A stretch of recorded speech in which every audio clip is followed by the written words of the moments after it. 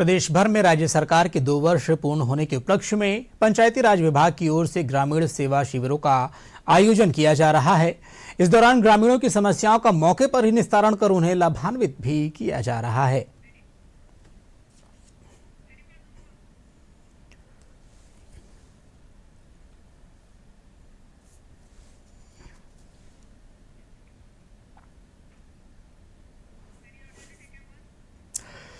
और जी राम जी बिल किस तरह ग्रामीणों और श्रमिकों के लिए कारगर साबित होगा, हितकारी साबित होगा, इस पर बात करेंगे। और इसके साथ ही साथ प्रदेश भर में जो राज्य सरकार के 2 साल पूरे हुए हैं उस उपलक्ष्य में जो ग्रामीण सेवा शिविर का आयोजन किया जा रहा है, इन दोनों मुद्दों पर बातचीत करने के लिए इस वक्त हमारे साथ भाजपा प्रवक्ता मदन प्रजापति जुड़ गए हैं। आइए उनसे बातचीत करते हैं। सर, सबसे पहले तो हम बात करेंगे जी राम जी बिल पर, और आपका हमारे इस चैनल पे बहुत बहुत स्वागत है।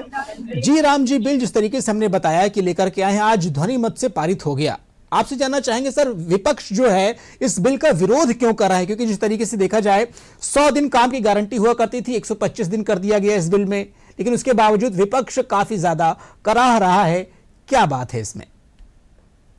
देखिए अतीक जी, माननीय प्रधानमंत्री नरेंद्र मोदी जी का जो विकसित भारत का सपना था जी, उस विकसित भारत के सपने के अंदर जो ग्रामीण क्षेत्र थे, उन ग्रामीण क्षेत्रों के अंदर भी विकसित ग्रामीण और विकसित भारत के अंदर उनकी देखरेख होना बहुत जरूरी है। उसी को देखते हुए जो माननीय प्रधानमंत्री जी की जो सरकार है वो गरीबों के लिए, किसानों के लिए, महिलाओं के लिए, मजदूरों के लिए और वंचितों के लिए, शोषितों के लिए, ये माननीय प्रधानमंत्री जी ने पहले कहा था कि हमारी सरकार इन सब के लिए होगी। और आज जो ये बिल लेके आए हैं ये दर्शाता है कि ये इसी वर्ग को फायदा पहुंचाने के लिए ग्रामीण क्षेत्रों में जो काम करने वाले हैं उन लोगों को 100 दिन के बजाय 125 दिन का रोजगार मिले। इसी तरीके से हम देखेंगे कि जो मनरेगा में घोटाले थे या उनमें जो कमियां थी उस कमियों को दुरुस्त करने का काम माननीय प्रधानमंत्री जी की सरकार ने किया है। और ये जो बिल है, ये बिल कहीं ना कहीं विकसित भारत के अंदर नींव का पत्थर साबित होगा। जो पुराना बिल था उसके लिए इसलिए जरूरी था क्योंकि उस समय की जो बेरोजगारी दर थी वो और आज की बेरोजगारी दर में बहुत फर्क है। उस टाइम बेरोजगारी दर 8 से 10% थी, आज की बेरोजगारी दर जो है 4 से 5% के बीच के अंदर है।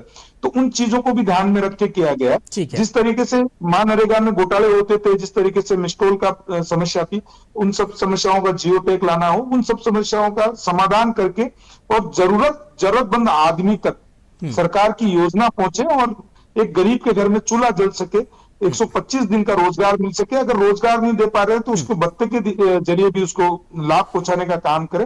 ये सब इस बिल में राज्यों की क्या भूमिका होने वाली? क्योंकि जिस तरीके से देखा जा रहा है, अब तक ये हुआ करता था कि 90% की जो राशि हुआ करती थी वो केंद्र देता था और 10% की जो राशि होती थी राज्य देता था, लेकिन अब इसमें 60 और 40 का एक अंतर लेकर के आया गया है। विपक्ष भी इस पर काफी कुछ हमलावर है, क्या कुछ कहेंगे इस पर? कैसे स्थिति साफ करेंगे? देखिए विपक्ष जो आज का विपक्ष है देश में, आज का विपक्ष नकारात्मक से भरा हुआ विपक्ष है जी, जिसके पास मुद्दा नहीं है, मुद्दाहीन विपक्ष है। और ये जो विपक्ष है लंबे समय कभी सत्ता से दूर नहीं रहा, तो ये जो सत्ता की चटपटाहट है या तड़पड़ाहट है उसके अंदर इस तरीके की बातें करता है, वो अलग विषय है उनका। लेकिन मैं आज विपक्ष अच्छा होता कि सदन के ऊपर चर्चा करते। माननीय मंत्री शिवराज सिंह जी ने कहा कि आप आइए, मैं एक एक सवाल का जवाब दूंगा।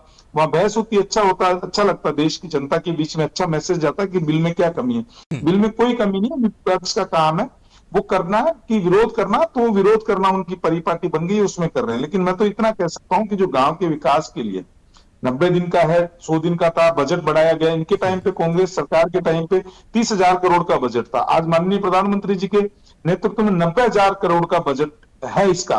तो वो सब चीजें दर्शाता है कि माननीय प्रधानमंत्री जी किस तरीके से गांव, गरीब, किसान, वंचित, शोषितों के लिए ये बनेगी। दूसरे इस बिल के अंदर एक और कैटेगरी दी गई है अतीक जी, जिसके अंदर जो है SC ST, महिला, जो दिव्यांग है उनके लिए अलग से कैटेगरी बनाई है। उनका जो रोजगार का भत्ता होगा वो भी, मानदेय भी अलग तरीके से दिया जाएगा, अलग होगा। साथ में जो आपने मेरा सर एक सवाल यही था कि ये जो अगर हम मनरेगा की बात करते हैं और अगर हम जी राम जी बिल की बात करते हैं, तुलनात्मक अध्ययन करते हैं, तो क्या कुछ फर्क पाते हैं? देखिए, मैं फर्क आपको बताया ना कि बहुत फर्क है। फर्क ये है कि एक तो सबसे बड़ा तो जो भ्रष्टाचार जिस तरीके से मनरेगा में चलता था, वो भ्रष्टाचार पे अंकुश लगेगा। पैसा सीधा अकाउंट के अंदर, खाते के अंदर जाएगा। दूसरा, 100 दिन का जो रोजगार था, वो 100 दिन के रोजगार की बजाय 125 दिन हो गया। तीसरा, अगर रोजगार नहीं दे रहे हैं तो उसका भत्ता आपको देना पड़ेगा 30 दिन का, वो भी उसके अंदर प्रावधान रखा गया है। तीसरा, अगर आप तुलनात्मक कहेंगे तो एसटी, एससी और इनके लिए भी है। चौथी चीज जो आपने पिछले सवाल में छूट गई थी मेरे से, आपने जी। कहा राज्य और केंद्र की भूमिका का जो आपने सवाल पूछा।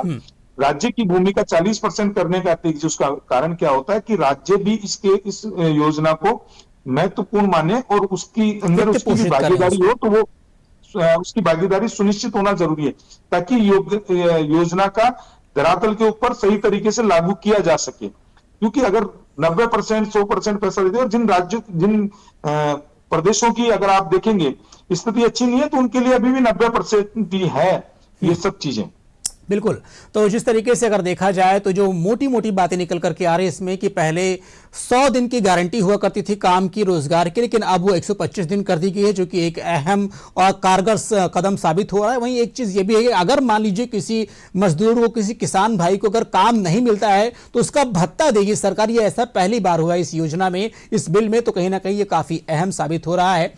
मदन प्रजापति जी, ये तो हो गई जी राम जी बिल की बात, लेकिन अब हम आपसे आपकी सरकार के 2 साल पूर्ण होने पर जिस तरीके से आप जो ग्रामीण सेवा शिविर चला रहे हैं, आपने रथ रवाना किया है, हर जिले में जा रहे हैं, हर गांव ढाड़ी में जाकर के वो सरकार की योजनाओं को जन जन तक पहुंचाने का कार्य कर रही है। क्या कुछ कहेंगे, और जनता तक जो आपकी जो योजनाएं हैं, कौन कौन सी योजनाएं हैं जो काफी कुछ कारगर साबित हुई हैं?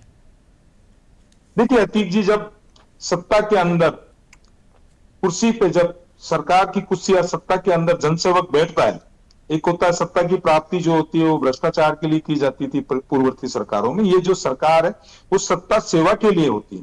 और जिस तरीके से माननीय मुख्यमंत्री जी ने सत्ता को सेवा माना और अंतिम छोर में बैठे हुए व्यक्ति की राजस्थान में परवाह की है उन्होंने, उनकी जो योजनाएं हैं वो योजनाएं जन जन तक पहुंचे। और जो 2 साल के कार्य हुए, जिसके अंदर चाहे मेधावी छात्रों को टैबलेट बांटने की बात हो, चाहे आपका सड़क बनाने की बात हो, चाहे आपका किसान के लिए पौन खरीद बनाने की, खेती के पौने तारबंदी हो, जो 5 साल में पूर्ववर्ती सरकार ने किया वो माननीय मुख्यमंत्री जी की सरकार में 2 साल के अंदर हुआ है। चाहे मैं बिजली की बढ़ोतरी की बात करूं, चाहे राइजिंग राजस्थान की बात करूं, जहां 35 लाख करोड़ का इन्वेस्टमेंट आया, 8 लाख करोड़ धरातल पे प्रवासी राजस्थानियों को जिस तरीके से राजस्थान के अंदर लाके उनका मान और सम्मान करके, और ये कहा कि कर्म भूमि से जन्म भूमि तक करके, और जो है उनके लिए सिंगल विंडो बना के विकास की कार्य किए जा रहे हैं।